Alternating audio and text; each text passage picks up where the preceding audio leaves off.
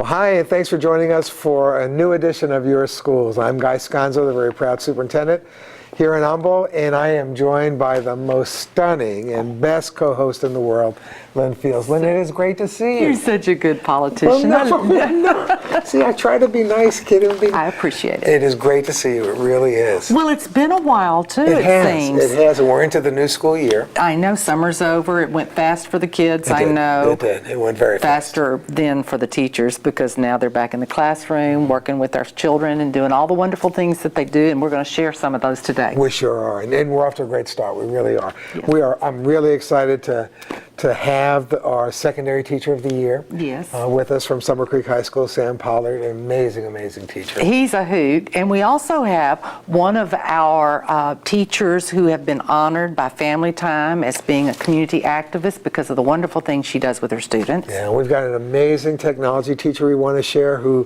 doing some I refer to it as magic, but just some amazing technological things with our students, really preparing them for their future. Exactly, and speaking of preparation, we've got a program to share with you that helps our new ninth graders kind of assimilate into the campuses. Yeah, great stuff happening, truly. And so thanks for joining us, and stay with us, and we'll be right back.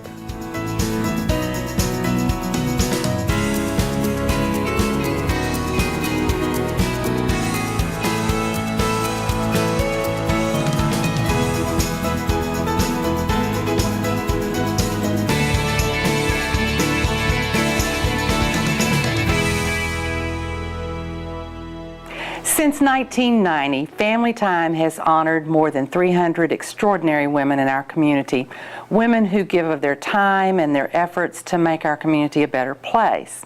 Creekwood Middle School has one of those very special honorees, and we are delighted to be joined today by Jan York. Jan was the Community Activist honoree this year for Family Time, and anyone who knows Creekwood Middle School and Jan knows about her commitment to community service. With her today are two of her former students who she was very happy to see today because they have now moved on to high school. We are joined by Megan Cambio. Megan, we're glad you're with us. And by Katie Lee. Hi, Katie. Hi. How are you? Good. How are you? Good. Jan, let's start briefly with what this award was, what it was for, and what it meant to you. It meant a great deal to even be considered. As you said, it has a history of honoring women in the community. I didn't put myself into that category. I had a wonderful friend who thought this would be something to do. Mm-hmm. And the more I learned of it, the more I met the women, the more honored I felt. But no one gets in that position alone. I really felt like I rode in on wonderful students, a great staff at Creekwood, and my principal who supports all the work that we do.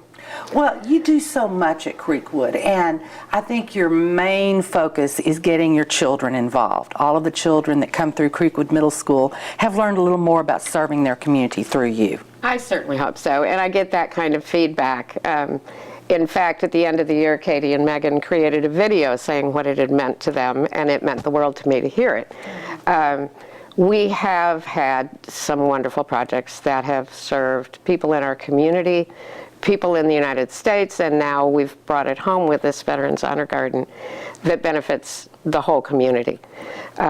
In between, the students come up with these ideas and then plan. So it gives a wonderful opportunity for leadership for them as well.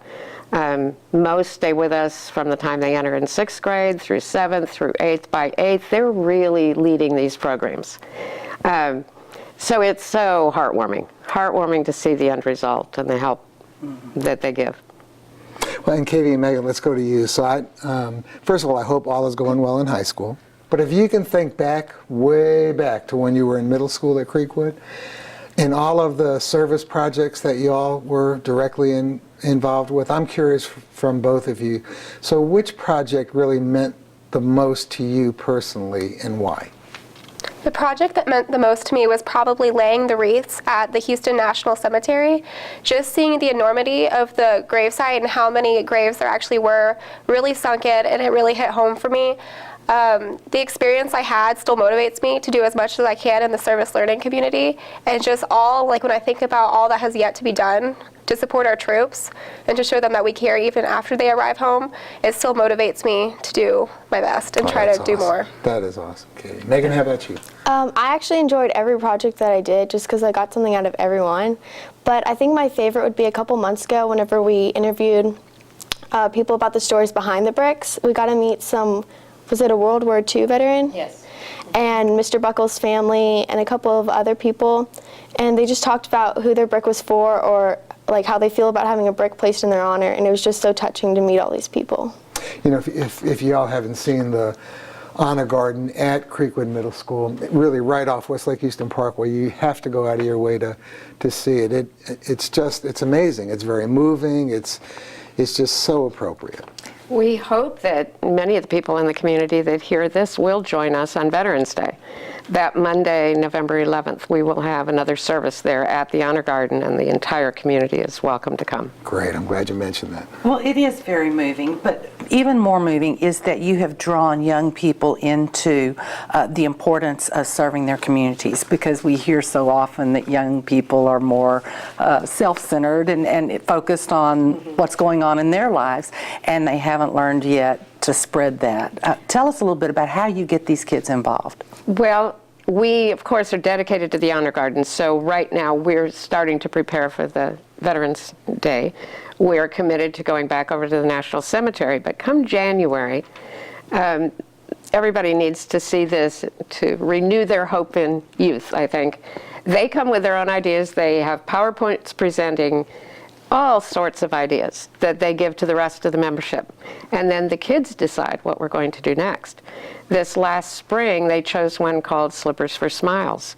And we did some fundraisers for it. We had people dropping off slippers. And Caroline Zinneker, who was just a 6th grader, had spearheaded this one. And we were able to send hundreds of pairs of slippers down to Texas Children's Hospital.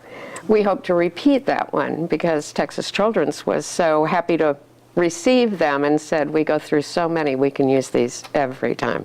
Absolutely. So the kids really come up with their own ideas, and there's no better way for them to buy into a project than for them to have really believed in it and sold it to the rest of the membership.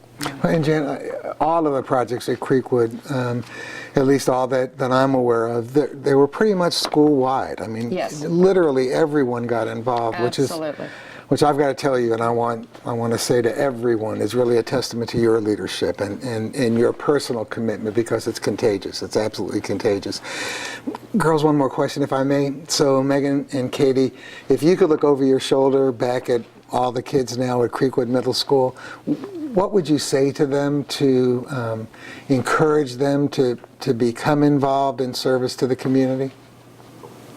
I would probably say that a lot of the students aren't really aware of the things that are going on with the troops and just everything that's going on in the world, and just do something that is out of your comfort limit. In 6th grade, I didn't want to really be a part of service learning because I was kind of an introvert, but I wanted to join something and be a part of something, so I thought that service learning would be a really good club to join, and I am so thankful that I did. And I think that if half the people in our school or even our community would step out and try something new, we could get a lot of things done, and we could improve a lot of our aspects in this world. Well stated. That is absolutely right. Megan, how about you? What advice would you give? I mean, I definitely agree with Katie. I joined my 6th grade year because my brother was in service learning all 3 of his years, and I was like, okay, well, I'll try something new. It sounds pretty fun. And so I really got into it. I really enjoyed it. I mean, there's not really any intimidation in there. You'd think, oh, well, the 8th graders are just going to take lead and you're not going to have any part in it. No, everyone actually has a huge part in it, no matter what grade level you are. And trying something new, you never know what could come. And so many of my friends joined at the end of the year. Well, Megan and Katie, thank you so much for joining us. And Jan, congratulations again on a very well-deserved honor. We're very proud of all that you're doing at CMS, so thank you so much. And don't go away. We've got some more good news from Humble ISD.